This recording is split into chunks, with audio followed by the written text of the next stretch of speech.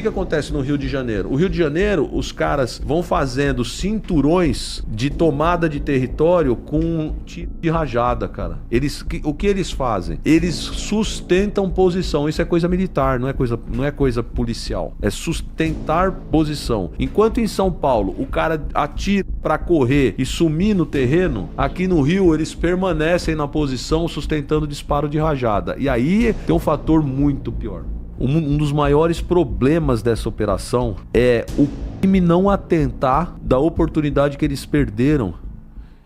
Vai chegar num ponto, igual na Penha, igual no Alemão, que ao invés de você ter 10 seguranças de fuzis, você tem 100 500. segurança.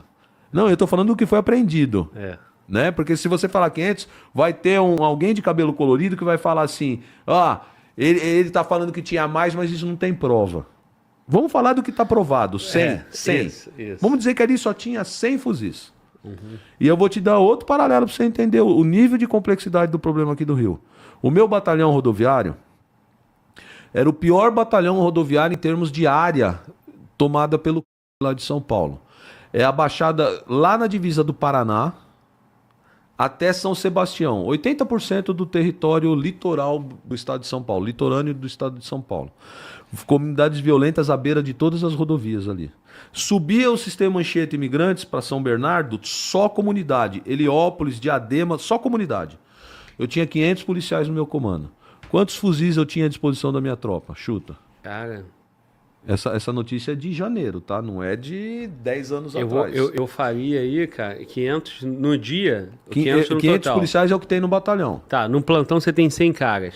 Eu vou dividir por 4. Isso, vou dividir caras. por 4. Isso. Não, você acertou. 100 caras operando. 100 caras operando. Eu vou dividir por 4, né? Vai chegar em 25 viaturas, eu diria 25 fuzis, um por viatura. Você tá considerando que esse fuzil não é carga. Ele roda na mão de todo mundo. Porque aqui no Rio eu acabei de conversar com a galera do BOP, cada um tem o seu fuzil. Isso. Não, então, você acha que você tem 25 por turno e aí você teria 100 fuzis na unidade? Não, 25 no total. Que roda na mão de qualquer um. Que roda. Um fuzil por viatura. O cara entrega o serviço dele e passa o fuzil pro outro. Um fuzil por viatura, exato. O batalhão tem 30 fuzis.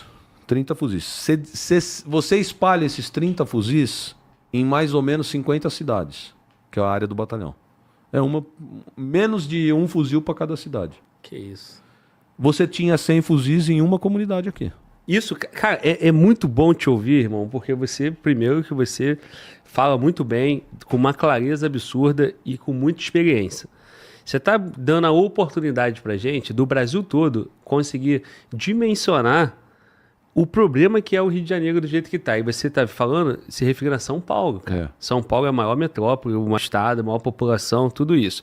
Então, olha o estado que o Rio de Janeiro chegou, cara. O estado, a forma como as forças de segurança ficaram sem condições de evitar isso aí. A forma como a política do Rio de Janeiro permitiu, dentro de uma comunidade, tivesse um número infinitamente superior a um batalhão de uma cidade, de um estado como São Paulo. Que isso, cara. E o pior é assim, ó, se você for parar para analisar, o que está acontecendo aqui, e aqui a forma como esses efetivos criminosos foram se desenvolvendo é muito diferente do paulistano. Por quê? O paulistano, o que ele faz? Ele fica ali na frente, ele efetua o disparo, ele some, desova o que tem que desovar e se esconde na comunidade e fica de boa. Ele não enfrenta. Óbvio que se você parar uma barca de rota lá na Vila Esperança, descer os três e ficar andando, a chance de você trombar com uma equipe de segurança do crime aqui e outra ali e outra lá e ter vários confrontos é enorme. Porque não é uma operação que chega um contingente tão grande que todo mundo vai saber rápido. Entendeu? Então, aquele nosso irmão que morreu com um tiro na cara na rota, ele estava andando dentro. E aí ele virou... Eu tenho uma ocorrência dessa no Cantagalo, que eu cheguei a bater o revólver na barriga do ladrão e ele, o revólver em mim. Porque você tá andando ali, a hora que você vira a viela, dá de cara com o cara armado. É susto, entendeu? Não é nada premeditado, é operação e tal. É assim, eu e ele, nenhum vendo nenhum, deu de cara um com o outro com a arma na mão. Ali o policial da rota, foi isso, quando você vê o vídeo da COP, ele vira, quando ele vira, o cara deu, pegou na cara, saco. Entendeu? Então... E no teu caso, como é que foi o desfecho? Fiquei curioso. No meu, graças a Deus, cara, eu sou um abençoado, Deus me ajuda demais porque eu já troquei tiro de folga 2 vezes, né? Quando vieram me assaltar, depois sequestrar minha vizinha. E as 2 vezes que eu bati de frente arma com arma, o cara tomou um susto tão grande que ao invés de atirar, eu atirei primeiro. Eu talvez, o gato uma hora tem 8 vidas, né? O gato, 7 vidas. Mas esse risco tu não vai ter mais porque os seus cabelos brancos já te levaram pra casa. Então, agora mas pra você, só na folga. Patrulhando não mais. Patrulhando não, mas que nem eu tava de secretário de segurança até 2 meses atrás. E vou falar uma coisa pra você, tá no meu DNA, cara. Se eu pegar cara roubando na minha frente, eu desembarco e vou pra cima. Mesmo civilmente trajado e em outra missão. Eu não deixo quieto, entendeu? Isso é meu, cara. Tanto que eu já troquei tiro. Eu, quando troquei tiro no sequestro da minha vizinha, eu tava sozinho de fora. Essa é uma ocorrência muito louca que depois eu te conto, porque eu quase morri. Já anotei a segunda pra gente falar depois. Aí, mas eu não cara, quero que você perca o raciocínio. O que acontece no Rio de Janeiro? O Rio de Janeiro, os caras vão fazendo cinturões de tomada de território com tiro de rajada, cara. O que eles fazem? Eles sustentam posição. Isso é coisa militar, não é coisa policial. É sustentar posição. Enquanto em São Paulo o cara atira para correr e sumir no terreno, aqui no Rio eles permanecem na posição sustentando disparo de rajada. E aí tem um fator muito pior.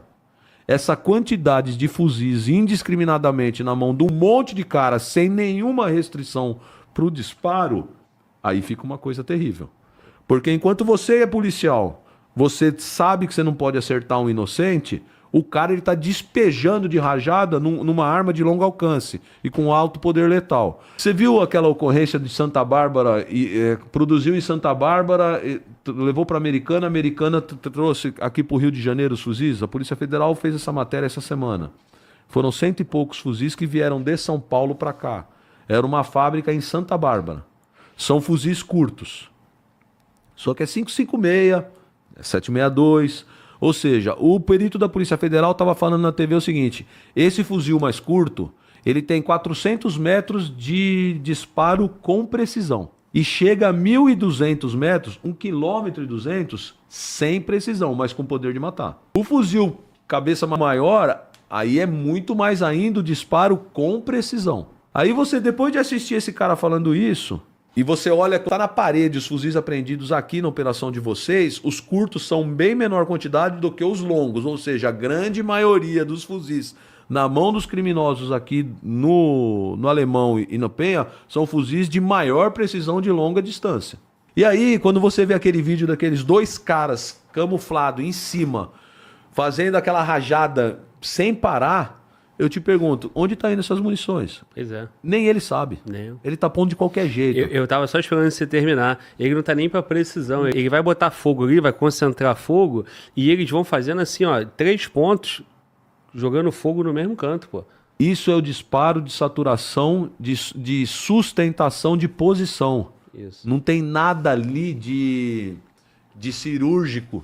Não tem nada ali de alvo direcionado. Ali eu estou sustentando disparo para a tropa que está vindo de baixo não subir. E tem um detalhe aí, inclusive. Essa galera que tanto o Morro defende depois da operação, quando ele faz esse tipo de disparo, ele não está nem aí para quem é do Morro. Porque um tiro de 7,62, ele fura barraco. Fura barraco não, fura alvenaria. Para acertar a gente dentro das casas, a gente que está na viela ali abaixado, caramba, é sem massagem, vai acertar.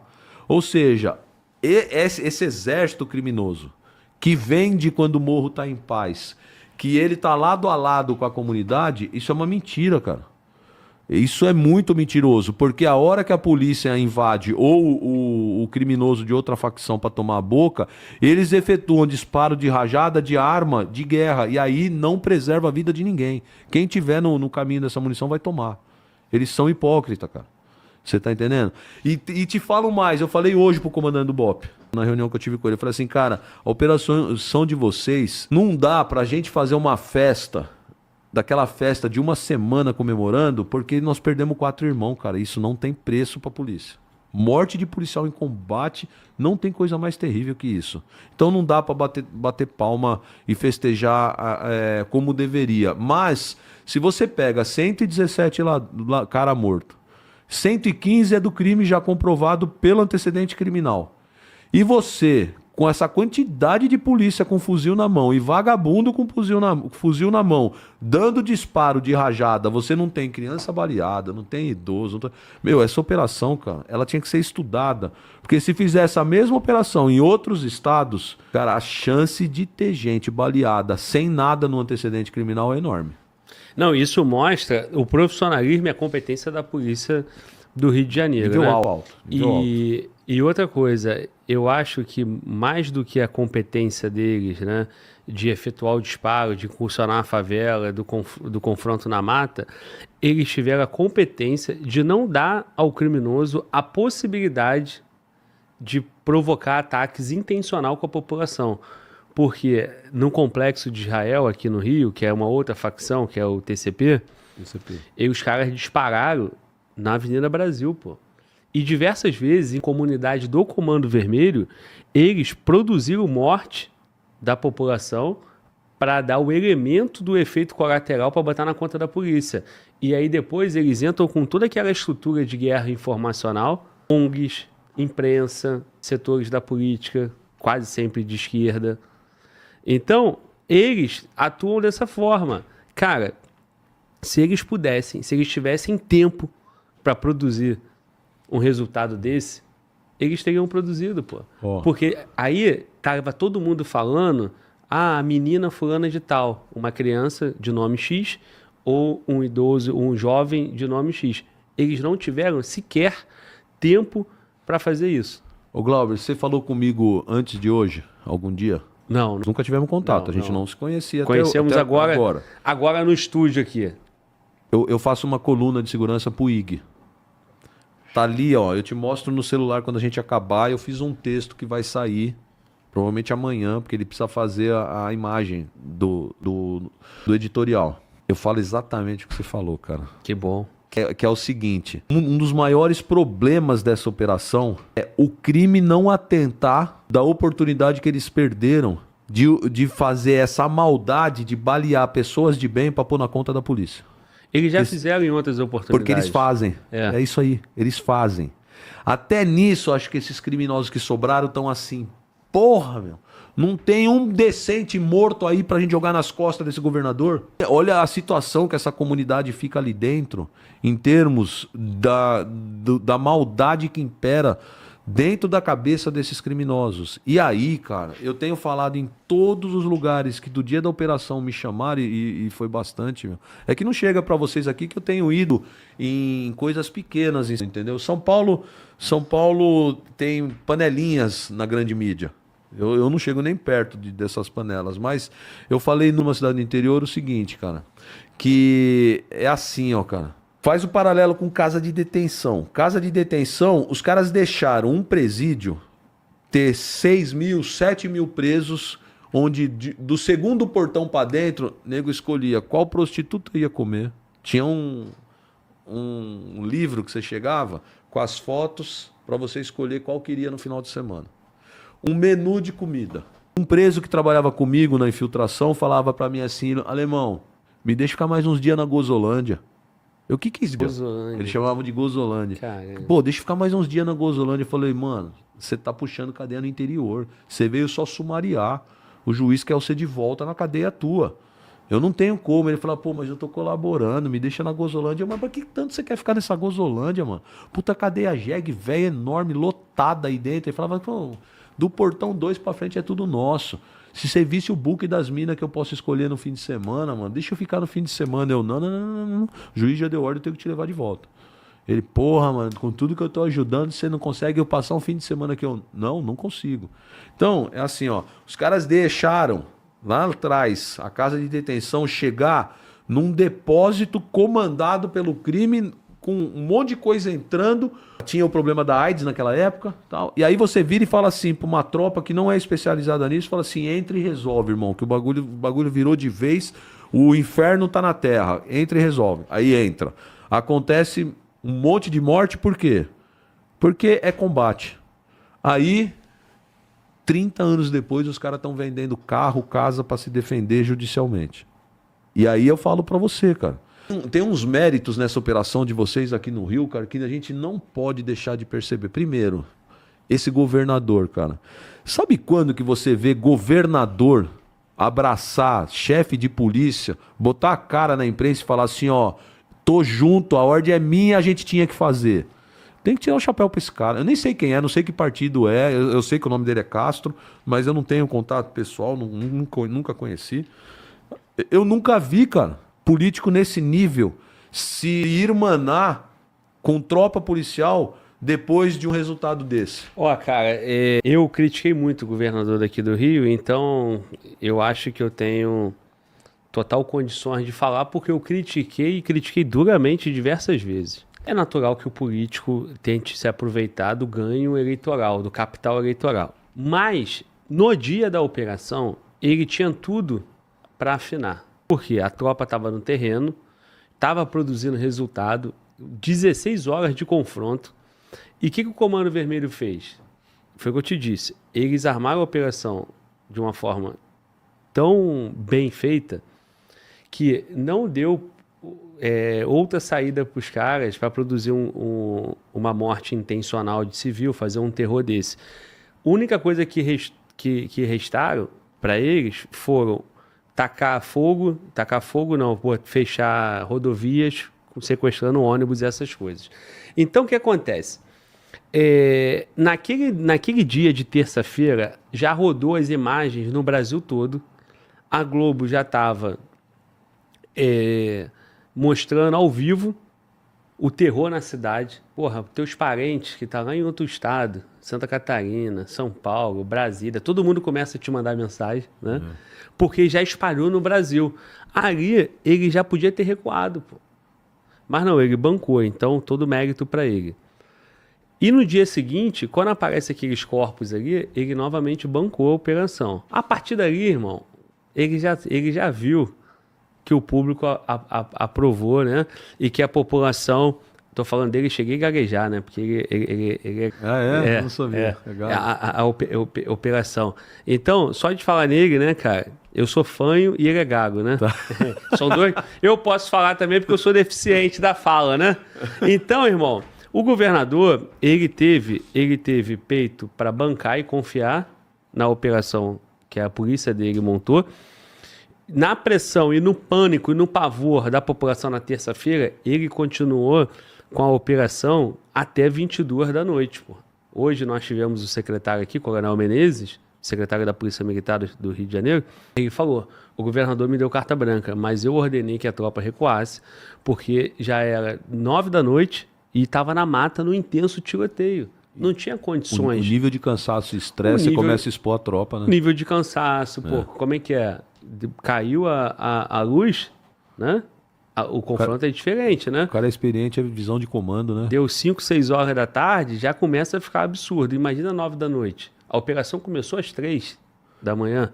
Então, mas você acha que qual é o grande mérito de um governador o estar lá lado e falar, tem 10 dedos meu nisso aqui, qual você acha que é o grande reflexo benéfico disso?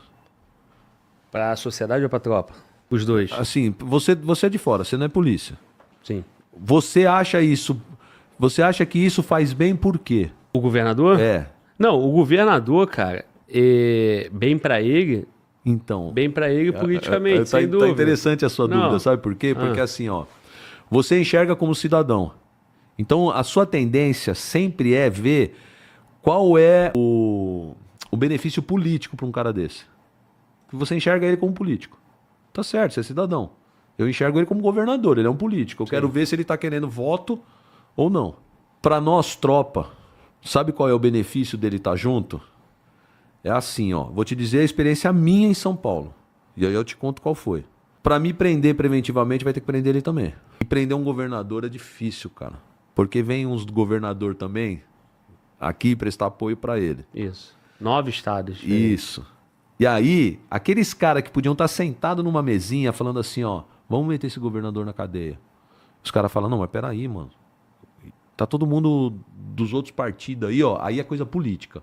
Então com o cara, mano, nós vamos comprar uma briga gigantesca, tal. Não cogitaram a prisão preventiva dele? Sim. Do governador? E ele tem uns probleminhas já, né? Antigo. Que é coisa do TSE. Mexeram na gaveta. Coisa do TSE tava na lá. gaveta guardada. Isso, Aí alguém foi lá, abriu a gaveta, ó, e aí? Mas você concorda que pode até abrir a gaveta e soltar isso para ver qual ia ser a repercussão disso? Os cara tão... O povo que é a favor do crime, que enxerga o voto do criminoso e da comunidade, ele tá em choque, porque ele fala assim, meu, essa oportunidade para eu ir lá e defender completamente o crime organizado e a comunidade, mas ao mesmo ponto, qual é o revés que eu vou ter com a família de bem? Será? Aí eles ficam olhando e acompanhando o que o teu pessoal tá falando no chat. Isso. O que a Globo tá falando. Esses caras, eu garanto pra você que tem uma meia dúzia de mais do que 6 lá nos lugares certos, assim, ó. Porra, velho. Nós não vamos ferrar ninguém com isso, cara. De polícia. Não é possível que nós não vamos cortar a cabeça de ninguém depois deles terem entrado lá e feito esse estrago no nosso pessoal lá que a gente tanto defende. Sabe a questão lá de São Paulo, quando acabaram com a Cracolândia, tirando uma favela, que era do Moinho? Sim. Não foi um monte de político lá fazer escândalo dizendo que não podia tirar a comunidade? Cara, tem de plantão uma galera louca pra ver o comandante da Polícia Civil e da Polícia Militar aqui preso. Eles estão enlouquecidos, ereto, esperando a possibilidade de ter a masturbação mental e vibrar. Ó, foram presos o delegado geral e o comandante geral. Só que teve um problema aí, o governador tá junto, cara. Isso. E eles precisam cumprir a função deles, porque ele, dentro da estrutura, dentro desse mecanismo, eles têm a função deles, que é justamente essa, né? Tu lembra aquela cena de Tropa de Elite? Que o Capitão Nascimento vai no restaurante, o povo levanta e começa a bater palma? E os caras ficam acuados. Tu lembra dessa Sim. cena? Aconteceu exatamente essa mesma cena aqui no Rio de Janeiro essa semana. Agora? É, com o governador.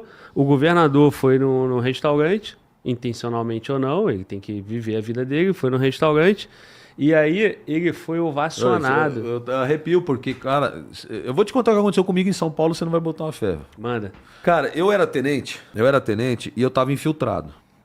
E depois eu te conto como é que foi essa infiltração. Mas numa dessas infiltrações, eu recebi a informação de que eles iam resgatar, eles iam sequestrar a filha de um diretor de uma cadeia do interior, Araraquara.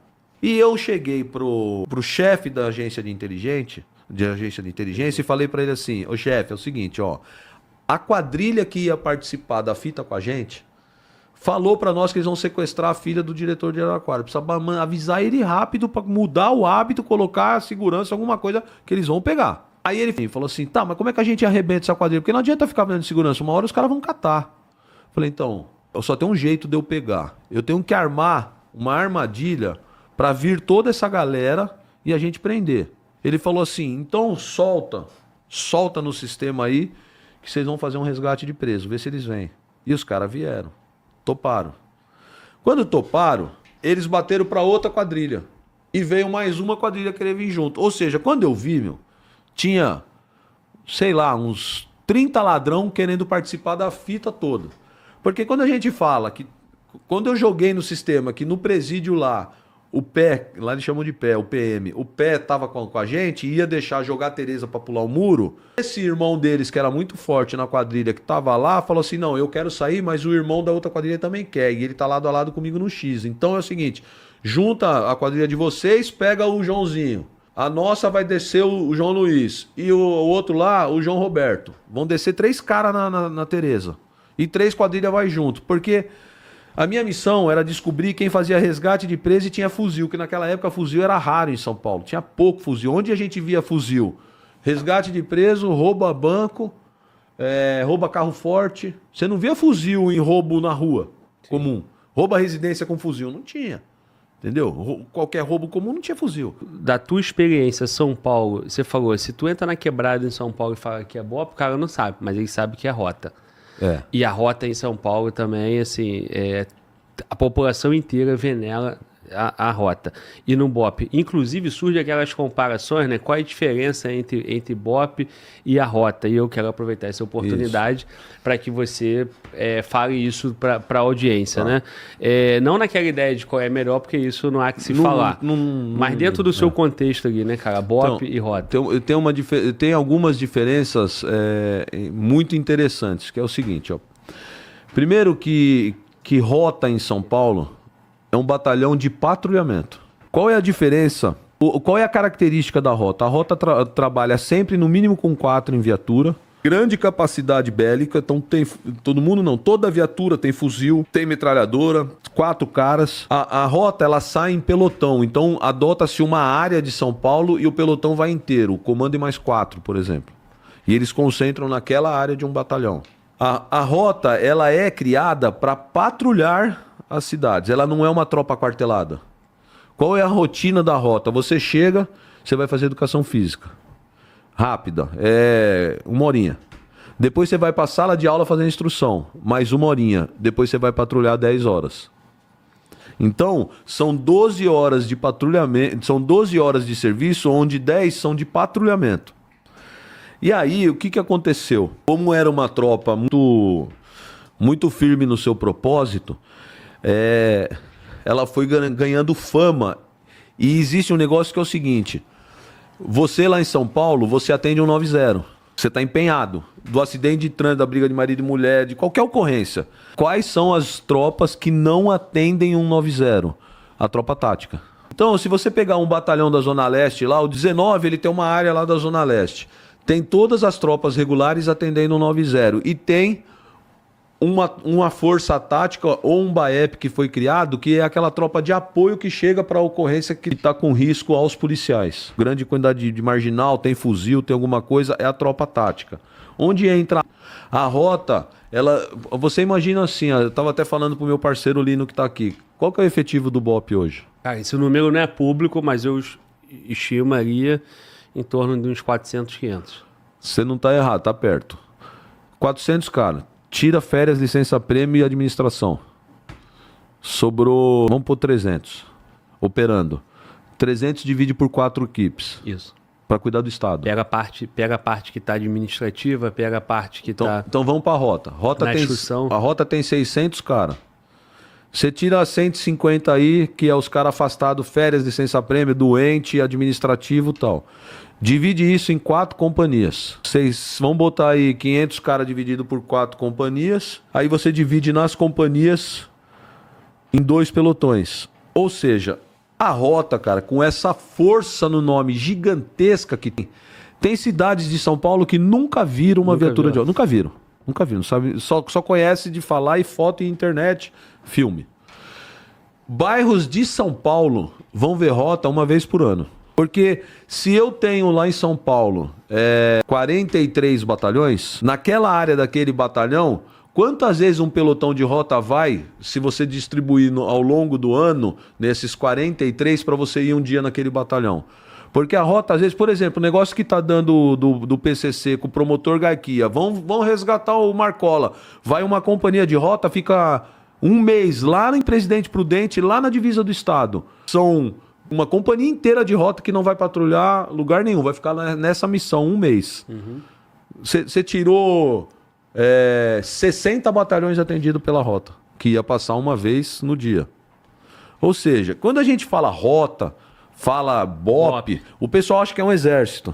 E não é, cara, é uma tropa pequenininha que vai de vez em quando e atua muito pontual. Então lá em São Paulo existe uma coordenadoria operacional, existe a inteligência do choque da rota, que eles vão definindo algumas áreas para a rota ir de vez em quando.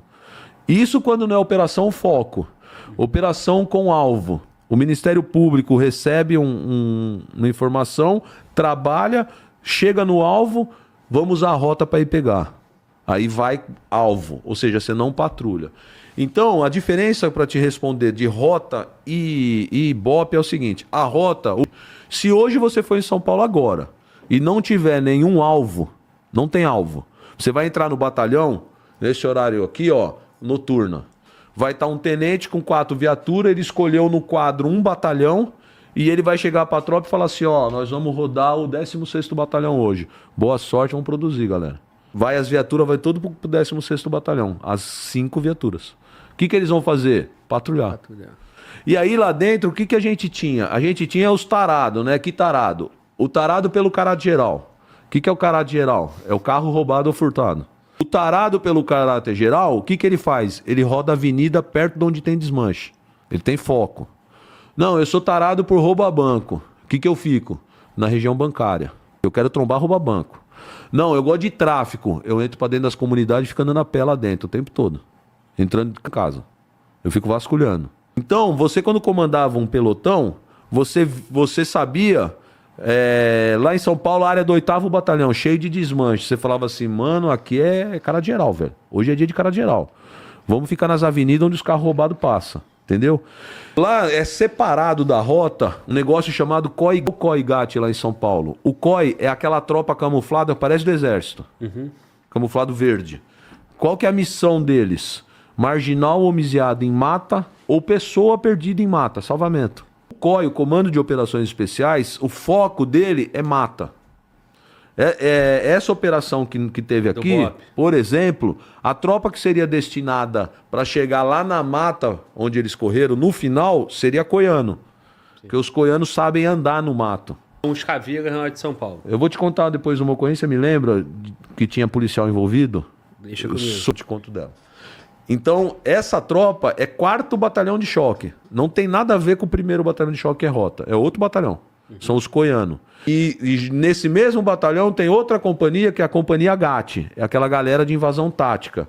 É a elite da elite. É o sniper, a equipe tática, a equipe de negociação, o esquadrão antibomba. Ou seja, o 4º Batalhão de Choque em São Paulo tem a companhia de COI, GAT e esquadrão de bombas, que são missões, são especialidades que você vê no BOP aqui. No BOP do Rio. Então, se você falar pra mim assim, se eu for comparar BOP com rota, o BOP hoje, ele é muito mais um batalhão de especialidade, COI e GAT, que faz um pouco de patrulhamento, do que um batalhão de rota que a essência dele é patrulhamento. Eu penso da seguinte forma de pensar no foco de pegar um vagabundo, e se ele der motivo eu neutralizá-lo, é o mesmo jeito de pensar do BOP e da rota. É igual. Todo mundo pensa igual. Não tem uma fração de dúvida em apertar um gatilho. Aí você fala, mas por que o resto da polícia tem? Tem demais. Tem um monte de polícia que morre, ele escolhe a morte e não efetua um disparo. Então, essa galera de COI, GAT, rota, BOP, esses caras, eles não vacilam em apertar gatilho. É doutrinária, é cultural, é a caveira dentro do quartel, é o curso, é a doutrina da psicofadiga.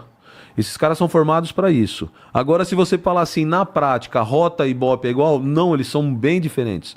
Porque essa especialidade do BOP, que tem muito a ver com GAT e COI lá em São Paulo, não tem nada a ver com rota. Em que momento, então, o BOP pareceria com rota? A hora que ele está patrulhando ou ele está andando a pé dentro das comunidades. Não em operação. Eu tô... Tipo assim, ó, você é comandante lá, você fala assim, BOP 2, eu não sei como eles chamam aqui. É a patrulha do BOP 2. Ô, BOP 2. Aqui chama por equipe, né? É Alfa. Isso, então, vamos falar, o Alfa 2, Bravo 2. Ó, Bravo 2, hoje nós estamos na comunidade da Maré, vamos parar num lugar e vamos andar lá dentro ver o que a gente acha. Rota faz isso. Entendeu? Rota faz isso. Só que a gente faz isso todo dia. Por quê? Porque acabou a sala de aula, todo mundo vai embarcar e tem 10 horas de patrulhamento. O que você vai fazer 10 horas? É o comandante da equipe que define. Ele fala assim, ó, hoje eu vou ficar no rolê na avenida que eu quero catar um carro roubado. Ele vai ficar nas avenidas. O outro comandante da equipe, não, eu vou dar rolê dentro da comunidade. Porque lá em São Paulo, cara, rota não precisa juntar a equipe para entrar em qualquer comunidade. Uma equipe entra onde quiser. Não tem comunidade em São Paulo. Uma equipe... 4 homens. Uma viatura. Qualquer comunidade de São Paulo hoje, qualquer, até as da Baixada, que são as mais violentas. O motorista de rotona, ele desce, fica com a calibre 12 na mão, com um fuzil, os outros 3 vão entrar para dentro sozinho, sem problema. Não são recebidos igual o padrão no Rio? Fuzil, tiro, nada? Toma, troca, só na chegada. No... Que eles não incorrem. Qual é a diferença do marginal do Rio com o marginal de São Paulo? São Paulo tá com um problema, né? Depende da visão. Tem gente que tá achando lindo e batendo palma e fazendo uma propaganda bacana. E eu cauteloso. São Paulo é o maior case de sucesso de redução de homicídio, certo? Se você for ver aí, São Paulo tem um dos menores índices de homicídio. Acho que tá com 3, 5, alguma Tem coisa. cidade americana muito mais alta, na Europa. Isso. Nego se mata de bater palma sobre isso. Tem êxito? Claro que tem êxito. Mas por que não tem homicídio em São Paulo? Porque a maior parte dos homicídios é guerra do tráfico. Como que vai ter guerra do tráfico em São Paulo se a facção é hegemônica? É a mesma empresa em todas as bocas. Ninguém se mata. Então não está tendo homicídio por problema de droga em São Paulo. E aí o que acontece? Como a redução de homicídio em São Paulo está muito baixa, e todo mundo acha isso, nossa, que top e tal. Se você fosse hoje para São Paulo, eu falo isso nos podcasts que eu faço lá. Você tem medo do quê? De morrer ou de ser assaltado? Ser assaltado. A maior dor da população é essa, porque o sabe crime que patrimonial. é mais provável. O crime patrimonial é o terror, cara. É isso provável. que te dá a sensação de segurança, não é homicídio. Porque eu só teria medo de homicídio se eu tivesse pegando a mulher de alguém, devendo pra alguém. Se eu fosse um puta de um escroto briguento na rua, arrumo treta por qualquer coisa e não baixo cabeça. Se eu não me enquadro no briguento, no talarico e no devedor estelionatário, por que vão me matar? Ninguém que vai querer me matar. E as situações que acontecem é latrocínio que vem um patrimônio. Isso. Os caras sentam o pau. A molecada, os vagabundos hoje em dia sabem que puxar uma cadeia de latrocínio, a latrocínio é que é a mais pesada, com 10 anos você vai sair. Mas quando ele vai pro assalto, ele não conta que ele vai precisar matar ou que ele vai dar tiro. A maioria desses caras, quando vão pro assalto, eles fazem um cálculo de 1 ano e meio de cadeia pro assalto. Porque ele vai tomar 5 de condenação, vai puxar 1,5 e vai sair no semi. E ele faz o cálculo da probabilidade enorme que é ele não ser pego. E isso. Porque a 8% de elucidação dos inquéritos. Então o crime está compensando no nosso país. E aí, cara, aí é assim, o que acontece em São Paulo, por isso que eu estava falando sobre a hegemonia da facção. Como não tem guerra que é a mesma empresa, ninguém toma a boca de ninguém lá. A boca tem o dono tranquilo. Ele não precisa armar um exército para proteger a boca. Em São Paulo, você não vai ver em lugar nenhum 100 caras de fuzis. Ninguém quer roubar a boca deles, caramba. Quem vai atrasar o lado do tráfico em São Paulo? E polícia, como é que você resolve quando você é traficante lá em São Paulo? Você bota 3 caras armados na entrada da favela. Quando a polícia chega, os caras sentam o dedo na viatura, corre para dentro e some. Se você não acertar esse cara no disparo na entrada, nunca mais você vai pegar ninguém. Porque você não consegue achar. Ele some igual rato. Você anda a comunidade inteira, cara. Em 3. Não é que você fez uma operação. Você chegou, você deu aquela troca de tiro do susto. Pá! A hora que você entrou, você procura, você não acha nada. E você anda à vontade lá dentro. Essa é uma realidade totalmente diferente do Rio de Janeiro, que eu vou conseguir desenvolver esse papo contigo fazendo esse comparativo já. Porque a gente tem muito para falar de como São Paulo poderia fazer uma, vamos chamar de mega operação, nos padrões do Rio de Janeiro. Eu sei que não dá para comparar, mas eu digo, por exemplo, como que você poderia operar em São Paulo, cercando a comunidade, né? Infiltrando a tropa para pegar esses caras que correm. Isso é um papo mais ali para frente, né? Só para contextualizar que a gente vai ter esse papo aí. Então, a diferença do Rio de Janeiro, cara, que eu vejo, eu não tenho experiência prática no Rio. Eu tô te falando do que eu ouço dos colegas. Quando eu era coiano, nós tivemos a nossa tropa vindo fazer estágio de conduta de patrulha aqui. Porque quando eu fui transferido da rota e fui pro COI, eu peguei um COI, cara, que tava com boa tropa, bons oficiais, mas muito amordaçado pelo comando. Tinha um comando lá que, anterior ao que eu cheguei, que era muito mais salvamento de pessoa perdida na mata do que combate ao crime. E aí a gente tinha umas ideias malucas de fazer a cabeça do capitão, falava assim, chefe, vamos começar a fazer operação Martelo Bigorna. A gente bota o COI na mata, ou chega por trás a pé, do jeito que der pra fazer, e depois a gente bota os táticos e rota embaixo, que os caras vão correr pra mata, vão dar de cara com a gente. O que o comando fez? Você é louco, você quer me derrubar? Primeira que eu fizer desse aí, eu tô transferido. Que foi exatamente o que a polícia do Rio acabou de fazer. Isso. E aí o que aconteceu? Ele falou assim, ó, pra eu conseguir fazer a cabeça do comando da PM de montar uma operação Martelo Bigorna com COI na mata, Eu preciso criar um curso que habilite e fale assim, não, esses caras agora ficaram técnico de incursão em mata com confronto com gente que vem de comunidade. Aonde tem isso? Ah, no BOPE. No Rio. E aí a galera veio pra cá. Isso foi em, acho que 99, 98, 99. E aí o COI começou a fazer esse tipo de incursão lá, faz até hoje. Qual que é a diferença lá? E aí que você precisa entender. Se eu cercar uma comunidade em São Paulo, hoje eu cercar, como vocês fizeram aqui, botar 2.500 policiais na Vila Esperança. Quantos caras você acha que vai morrer lá? 0, porque não vai ter confronto, né? Não, vai morrer uns pouco. 2, 3. Os iniciais. Tá. Os que vacilarem e não vê a gente chegando. Entendi. Depois, sabe por que a gente vai achar droga? Vai. Nós não vamos achar o vagabundo armado, porque ele se desfaz do armamento, senta na casa da família pra assistir TV. E quando você entra, você vê um cara com um antecedente criminal, você fala, mano, olha, diabo, mano, que demônio, cara. Esse cara é do movimento. Mas ele não tem nada em cima. Ele vai perder limpo, digamos. Não vai ter flagrante, não vai ter um não vai ter fuzil. nada, ele não tem nada com ele. Então você vai... E outra, e você vai pondo sua liberdade em cada casa que você entrar, porque o que acontece na comunidade? A comunidade, normalmente você faz a incursão nas casas na base da ideia, né? Porque juiz nenhum te dá mandado. Já começa por aí. Toda operação que a polícia faz, exceto essas que vêm com alvo do Ministério Público, o resto você tá sozinho. Você não tem apoio de Ministério Público e juízo. Você vai lá e isso no Código Penal, qual que é o nome que tem? Invasão. De domicílio. Então, e abuso de poder. Tudo, cara. Tá, você põe a sua liberdade em risco o tempo inteiro nessa operação. Então você tem que chegar com muito jeitinho, trocar uma ideia, falar, não, o cara correu, quero ver como é que tá aí. Tá tudo bem, posso entrar? A senhora me dá licença. Só que você fala, a senhora me dá licença já botando o pé. Pra olhar ali, você vê o filho dela, o diabo, cara. Você olha ali, o cara tá. Você fala, caraca, velho, olha o cara aqui, mano. Olha o cara aqui, ela. Aqui você não vai entrar. Aí você pé pra trás. Aí você fala, puta que pariu, perdi. Esse aí já era, não consigo catar. Mas você já plota no seu mapinha onde é a casa do cara. Na próxima vez que a gente invadir, a gente já corre com foco aqui, pra ver se pega ele. Mas é difícil, cara. E também pega e fica pouco preso ou nada preso. E o legal, assim, eu tive muito êxito. Eu era um dos tarados por comunidade. Eu gostava de parar a viatura e ficar andando dentro de comunidade. Principalmente comunidade grande, na Zona Sul, assim, era um tesão isso aí à noite, cara. Porque à noite, a galera de bem tá intocada. Os que estão dentro da comunidade andando à noite é os que têm coragem. É os que estão com liberdade de manobra pela facção. Então era mais fácil de você distinguir o bem do mal à noite dentro de comunidade. Então eu gostava muito de andar dentro de comunidade à noite. E eu até vou te fazer uma resposta que até você poderia me perguntar sobre COP, né?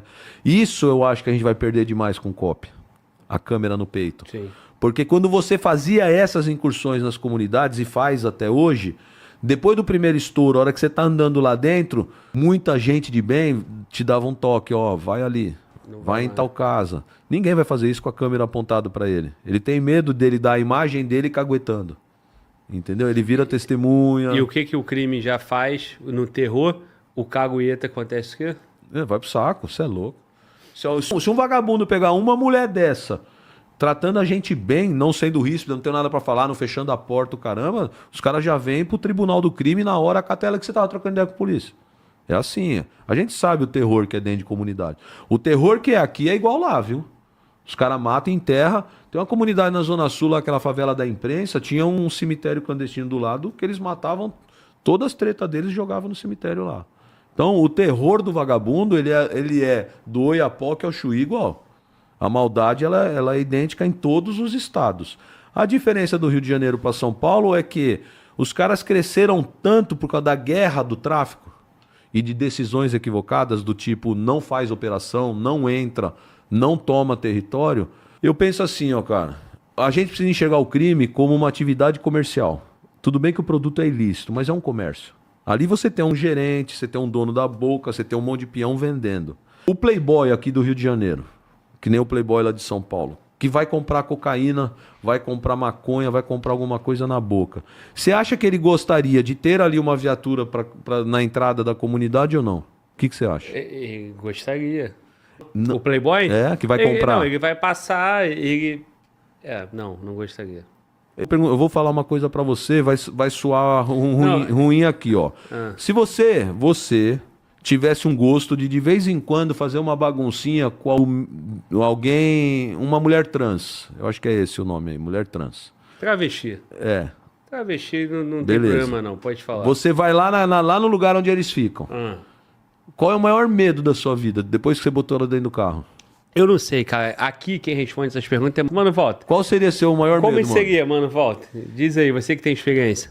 Teve uns camaradas aí no podcast, né, que os caras, inclusive um relato de um policial aqui do Rio, que o camarada ele saiu, né, com a pessoa lá e a pessoa foi falar, não pagou o programa, aquela situação toda. Então, isso aqui já foi relatado aqui no podcast e o policial, salve pra quem? Pro policial. Mas né? você acha que qual que é o maior medo de quem tá com uma pessoa dessa característica do lado? O relato do Mano Walter, eu acho, um policial civil contou que o taxista se envolveu numa briga lá, né, contra a travesti, e aí foi pra delegacia. E o cara, não, pô, ela pulou no meu carro. Guerreiro, calma aí, irmão. Ela pulou no teu carro. Então, o maior medo do cara, chegando na tua pergunta, é chegar na ocorrência... Polícia. É polícia? O maior medo do cara é o cara, porra, ser descoberto, né? Meu amigo, eu vou falar com você. Se o cara for assaltado, for violentado por uma mulher trans dessa, ele é capaz de não chamar a viatura de medo da viatura expor ele. Isso, porque vai ter o registro de ocorrência e vai estar todo o relato lá das circunstâncias, né? Então. Se hoje, eu tô fazendo um paralelo só pra você parar pra refletir. Muito bom, continua. Se hoje você sair daqui, você é casado? Sou. Você sai daqui com uma garota de programa. Não vou fazer isso. Não, eu tô te dando um exemplo de um fato. Mano, volta. Primeiro que eu não vou nem sair daqui, guerreiro. Então, assim, vamos pro Mano Volta. Sua mulher deve ser brava, hein? Mano, volta. Não, é porque, de fato, eu tô em casa, né? Então eu vou falar que eu saio daqui, que eu tô fora do meu estado. Sua mulher deve ser brava. Eu tô fora do meu estado. Tadinha. Tô fora do meu estado. Ó, esse cara tem umas ideias assim, mas a gente boa, relaxa. Não, é pra você entender o que acontece na comunidade. Eu saio daqui e me envolvo com uma mulher aí embaixo. Tô no carro dirigindo, bato o carro. A viatura vem pra fazer ocorrência. Qual vai ser o meu maior medo? O prejuízo financeiro ou o cara fazer um boletim de ocorrência colocando que tinha uma mulher do meu lado? E minha mulher querer olhar esse boletim de ocorrência. É a revelação do segredo, Isso, do oculto. É um segredo. Então, polícia perto de boca, muito nóia. Eu não tô falando aquele nóia que já perdeu a noção e todo mundo sabe que ele é drogado. Eu tô falando o playboy, que vai lá comprar, o caramba, eles não querem viatura. Quando a viatura não chega perto de comunidade onde vende droga, o tráfico, ele aumenta exponencial.